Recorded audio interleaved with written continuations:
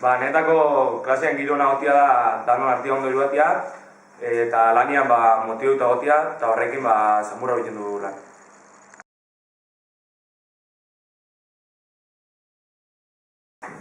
Gu klasean eroso gaudenean, konfiantzarekin, motibatuta eroso eta parte hartzeko gogoarekin gaude. Gu retxutik gatoz goizero eta oso gustora gatoz klasera.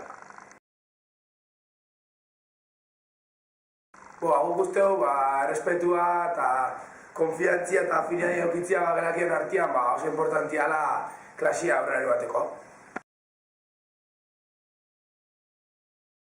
Irakasleak postasunez hartu behar du klasea, arazo baten aurrean hitz egin bidau eta ikasliekin, eta klaseak eramangarriak izan behar dira. Bai, gehiago ikasten da, azkenien klasean motivazioak intago txutortezare eta horrek errendimendua hobetzen da. Aurten guk izen nahi duen ikasketetan gabitz eta horregatxik motivazioa etortzen gara, oso gustora klasekideekin eta hor azkenin nabaritzen da dana batuta, klasekideekin ondo eruten eta guk gabitzen guk nahi gauen ahitzen, orduen oso nota honak ateratzen dugu eta oso pozik. Hau da eta fikreko giroa.